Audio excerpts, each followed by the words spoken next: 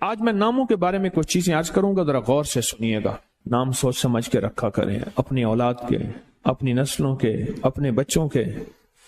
پھر اس نام تبدیل کرنے والے بہت آتے ہیں کہ نام تبدیل کریں، بہت آتے ہیں۔ یا یہ کہ نام ہم نے تبدیل کر دیے، یہ لوگ بہت آتے ہیں کہ نام ہم نے تبدیل کر دیے۔ کیوں کیے؟ اس نے کہ جی فلاں نے کہا تھا یہ نام بھاری ہے، فلاں نے کہا تھا، اس لیے ہم نے تبدیل کر دیے۔ نام سوچ سمجھ کے رکھیں، انوکھے انوکھے نام، عجیب و غریب نام۔ میری زندگی کا ایک بہت بڑا حصہ نام بدلتے بدلتے، نام سنتے سنتے، تیرا نام، تیری والدہ کا نام، نام پڑھتے پڑھتے گزر گیا۔ میری زندگی کا بہت بڑا حصہ۔ اگر ہم نے اپنے ناموں کو نہ سمجھا، نقصان ہوگا۔ ایک اللہ والے کہنے لگے، میرے پاس ایک بندہ آیا، کہنے لگے جی بچہ ہے، وہ ہر وقت بیمار رہتا ہے، اس کو چوٹیں لگتی ہیں، اس کو تکلیفیں ہوتی ہیں۔ تو میں نے پوچھا تیرے بچے کا نام کیا ہے؟ کہا میرے بچے کا نام ہے المان۔ علم عین والا ہے تو اس کے معنی جھنڈے کے ہیں، الف لام میم ہے اس کے معنی ہائے ہائے کے ہیں، درد تکلیف، ہائے ہائے ہائے۔ المان، الف لام میم الف نون، اس سے معنی دو دردوں کے ہیں، دو چوٹوں کے ہیں، دو زخموں کے ہیں، دو تکلیفوں کے ہیں۔ ایک تکلیف نہیں، دو تکلیفیں ہیں۔ میں نے کہا اس کا نام ہے اور ساری زندگی یہ علم میں رہے گا، یعنی علم عین والا، اس کے معنی جھنڈا کے ہیں، المان۔ میں نے کہا فوراً نام تبدیل کرو، اور کہا نام تبدیل کیا تو بچے کی صحت ٹھیک ہو گئی، چوٹیں لگتی تھیں، تکلیف ہوتی تھی، نام اس کا فوراً بدلا۔ ایک شخص میرے آقا کی بارگاہ میں آیا، پوچھا تیرا نام کیا ہے؟ کہا مر ہے۔ مر عربی میں کہتے ہیں کڑوے کو۔ فرمایا تیرا نام حلو ہے، حلو، حلوہ، حلو تو میٹھا ہے۔ نام بدل دیا۔ آقا تشریف لے گئے، پوچھا اس جگہ کا نام کیا ہے؟ انہوں نے کہا یثرب ہے۔ یثرب مانے دکھوں اور غموں اور پریشانیوں اور مشکلوں اور مسائل کا گھر۔ فرمایا نہیں، اس کا نام مدینہ ہے۔ مدینہ کہتے ہیں باغ، باغ و بہار، ہوائیں، فضائیں، ٹھنڈی نعمتیں، اس کا نام مدینہ ہے۔ نام بدلا۔ ایک جگہ سے گزرے، آپ نے پوچھا تیرا نام کیا ہے؟ اس نے اپنا مشقت بھرا نام بتایا۔ فرمایا نہیں، تیرا نام سہل ہے، آسانیہ ہے۔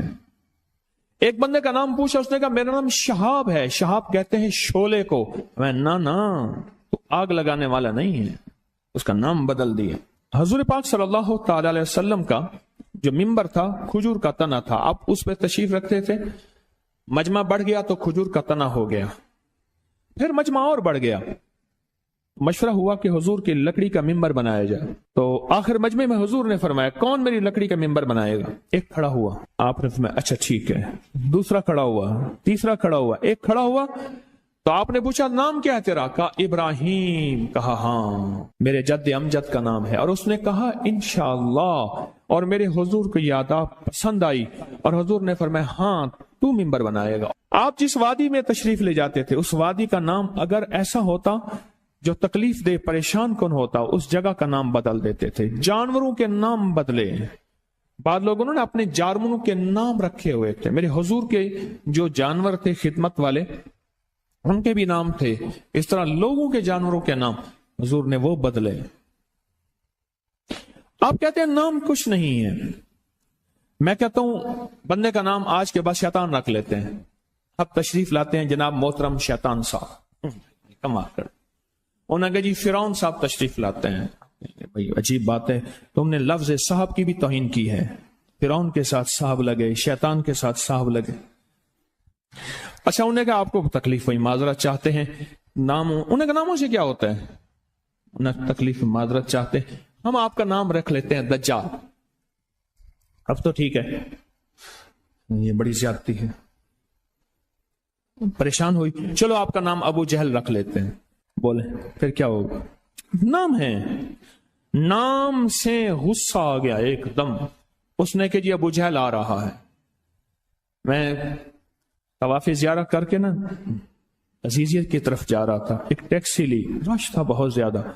ایک ٹیکسی والا نا ایسے نکل رہا تھا، اس میں سے نکلتے نکلتے نا تو میرے ساتھ ٹیکسی والا بیٹھا تھا، عرب تھا۔ اس نے شیشہ کھولا، شیشہ کھول کے کہا حیوان، پھر شیشہ بند کر کے چل پڑا۔ تو جانور ہے؟ معلوم ہوا لفظ حیوان کہنا بھی اتنا بھاری لفظ ہے، اس نے سارا غصہ صرف اس سے نکال دیا، حیوان۔ ناموں کا ہماری زندگی پہ اثر ہے۔ آل رسول ناموں کی کتنی احتیاط کرتے تھے اور ناموں پہ کتنی توجہ کرتے تھے۔ آل رسول کی زندگی میں ناموں پہ کتنی احتیاط تھی اور ناموں کے اوپر کتنا توجہ فرماتے تھے اور ناموں کے کتنا زیادہ سوچ سمجھ کے رکھتے تھے۔ میں آج آپ کو وہ نام بتاتا ہوں کہ ان کی زندگی میں نام کون سے تھے، ان کے خاندان کے نام کون سے تھے۔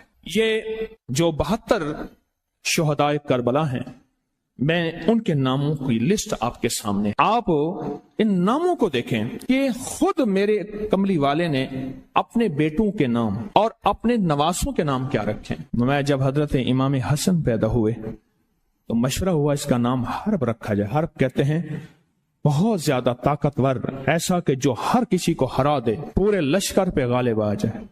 فرمایا نہیں، اس کا نام عرشوں سے آیا ہے، میرے اللہ کہتا ہے اس میرے بیٹے کا نام حسن، عرش سے آیا نام آیا ہے، زمین سے نام نہیں آیا۔ پھر حضرت حسین پیدا ہوئے، پھر ان کے بارے میں فرمایا کہ اس کا نام کیا رکھا جائے، کہا حرب رکھا جائے۔ فرمایا نہیں، اللہ نے عرشوں سے اس میرے بیٹے میرے نواسے کا نام رکھا ہے حسین۔ ناموں کو سوچ سمجھ کے رکھا۔ اپنے بیٹوں کا نام قاسم رکھا، طیب طاہر رکھا، نام سوچ سمجھ کے۔ عبداللہ ہے، سوچ سمجھ کے۔ اپنی بیٹیوں کا نام دیکھ کے کیسے رکھا، رقیہ، ام کلثوم، زینب، فاطمہ رضوان اللہ سلام اللہ تعالی علیہم اجمعین، نام احتیاط سے رکھے۔ وہ کہتے ہیں جب سے میں نے دروازے پہ لگائی ہے میرے گھر سے ٹینشن، پریشانی، بے سکونی ختم ہو گئی ہے۔ بتا دوں یہ آیت نظر بد کا بہترین علاج ہے۔ خاتون کا جوان بچہ تھا، جادو سے اس کی کمر ٹیڑھی ہو گئی تھی۔ ایک کسی نے تسبیح خانے سے ہی سنا ہوگا، انہوں نے بتایا، جادو ٹوٹ گیا اور کمر سیدھی ہو گئی، جوان بیٹا صحت مند ہو گیا۔ یہی بات ہے۔ اور کسی کو اس آیت کا کوئی کمال، کوئی تاثیر، کوئی نفع، کوئی فائدہ، کوئی مکوڑے ہوں، کیوں بھائی کسی نے آزمایا؟ ہاں آپ نے آزمایا، اور کس نے آزمایا؟ آپ۔ جس گھر میں سانپ ہوں، بچھو ہوں، کیڑے ہوں، مکوڑے ہوں، چھپکلیاں ہوں، کاکروچ ہوں، دیمک ہو، اور گھر میں کوئی انوکھی چیزیں نکلتی ہوں، اور جوؤں کا بھی لاجواب علاج ہے، جن کے سر پہ جوئیں میں نہیں جاتی۔ اور ایک بات آپ کو بتا دوں، یہ آیت نظر بد کا بہترین علاج ہے، اور یہ وظیفہ جنات شیاطین کا خود کاری علاج ہے۔ ایک چھوٹی سی آیت ہے، 3 سال ہو گئے میں نے لگائی ہے، کہہ رہے ہیں اس کے بعد سانپ زہر ہوئے، مرے ہیں، لیکن ان سانپوں نے میری جانوروں کو نہیں کاٹا، اور اس سے پہلے میرے 3 جانور ضائع ہو چکے ہیں۔ وہ کہتے ہیں جب سے میں نے دروازے پہ لگائی ہے میرے گھر سے ٹینشن، پریشانی، بے سکونی ختم ہو گئی ہے۔ وہ کہتے ہیں جب سے میں نے دروازے پہ لگایا ہے میرے گھر میں چین آتا ہے، سکون آتا ہے، بیماریاں ختم ہیں۔ اور اگلا کہتا ہے جب سے میں نے یہ لگائے ہیں میرے گھر سے چوریاں ختم ہو گئی ہیں، زیورات اور پیسوں کی چوریاں۔ یاد رکھیے گا، ساری دنیا کی سائنس جہاں سے جہاں چلی جائے، میرے کملی والی کی وحی اور جو عرشی نظام ہے اور عرشی حفاظت کا نظام ہے، یہ ساری زندگی رہے گا۔ یہ کیا ہے؟ میرا کمال ہے؟ نہیں، قرآن اور وحی کا کمال ہے۔ ہم تو خطا کار ہیں، لیکن پھر بھی سوچتا ہوں وحی کی برکات ہمارے لیے بھی ہے، اللہ اتنی برکتیں دے دیتا ہے۔ میں صحرا میں بیٹھا تھا، مارچ تھا، بڑا بہار کا موسم ہوتا ہے صحرا کا، سانپ بچھو بہت نکلتے ہیں، بہت زیادہ ہوتے ہیں۔ میں بیٹھا تھا ایک جھونپڑی میں، ادھر سے دھوپ آ رہی تھی، ادھر سے دھوپ، بیٹھا رہا۔ یہ میں نے پڑھا ہوا تھا۔ جب میں گھنٹوں کے بعد اٹھا نا تو میرے نیچے کوئی کھیس بچھا ہوا تھا، میں نے جو کھیس اٹھایا، اتنا بڑا کن کھجورا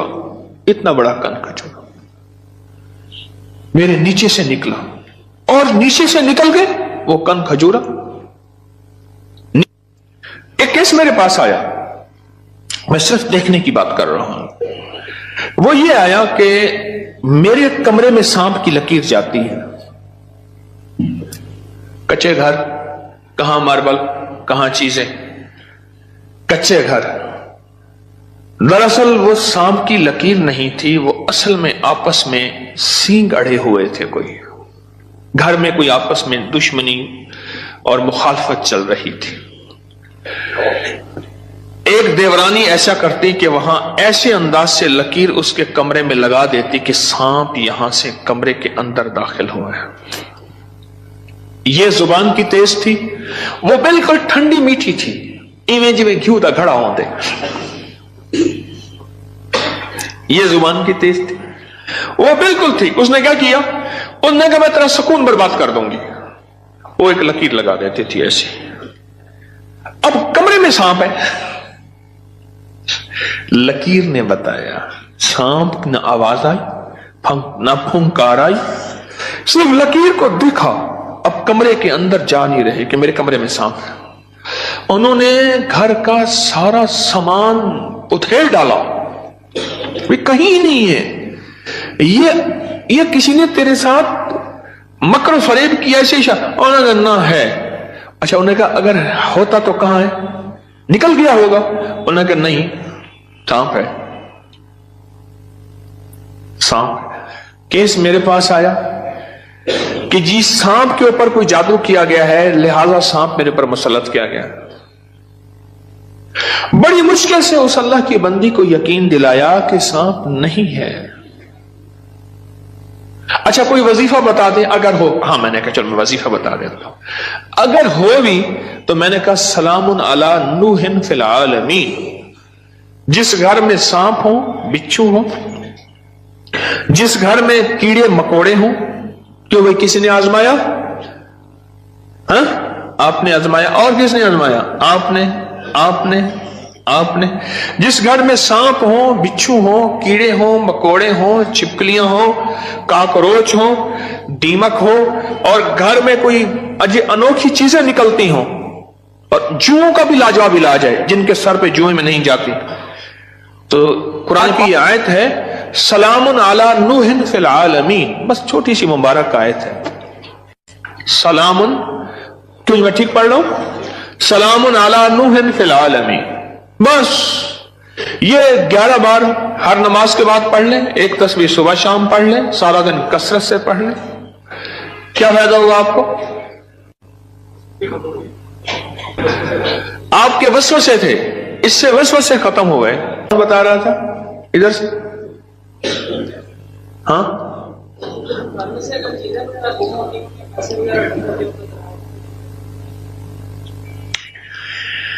پھر موضوع اور رخ، میرا درس کا رخ بدل جائے گا. تم یہ بات نہ کرو. گھر میں چوریاں ہوتی ہوں، کہتے ہیں چیزیں گم ہوتی ہوں، پیسے گم ہوتے ہوں، جنات چیزیں اٹھاتے ہوں. ایسے چوریاں، پیسے گم ہوتے ہوں تو اگر لکھ کے دروازوں پہ لگا دیں یہ گم نہیں ہوتے. اس کی وجہ ہے ان کیڑوں مکوڑوں کی شکل میں جنات شیاطین ہوتے ہیں، اور یہ وظیفہ جنات شیاطین کا خود کاری علاج ہے.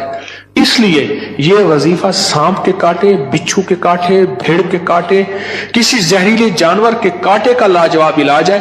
اس کو پڑھتے رہیں پڑھتے رہیں پڑھتے رہیں. جب سانس ڈوبنے لگے، یعنی سانس روک کر تھتکار دیں. چند بار ایسا کریں، 3 بار 5 بار 7 بار. سانپ کے کاٹے، بچھو کے کاٹے اور کسی زہریلی چیز کے کاٹے کا لاجواب علاج ہے. جی ہاں، گھر کے سامنے سے کھال گزرتا ہے، ابھی ختم ہو گیا لیکن اس میں سے کئی چیزیں گھر کے اندر داخل ہو جاتی تھی. میں نے ہر چوکھٹ پر لکھ کر بس گھر کے سامنے سے کھال گزرتا ہے، اس کے ذریعے سے کئی چیزیں گھر میں داخل ہو جاتی تھیں. میں نے گھر کی چوکٹ پہ لکھ دیا یہی سلام علی نوح فی العالمین. بس یہ لکھ دیا، پھر محفوظ ہو گئے. ایک دفعہ آپ کے ساتھ سہرا میں سفر کا موقع ملا تھا، وہاں پہ بڑا سا بچھو تھا، بالکل پاس سے گزر گیا تھا. اس میں صحرا میں میرے ساتھ گئے، کہنے لگے بیٹھے. صحرا میں ساتھ گئے، وہاں بچھو بڑے بڑے، سانپ، بھیڑیے، ایک وہاں ایک سانپ ہوتا ہے، اس کا نام ہے تیر. میں نے ایک دفعہ دیکھا اس کو، تیر کی طرح سے شوں کر کے نکلتا ہے، اور بس جس کو کاٹ لے کافی ہوتا ہے. بندے گیا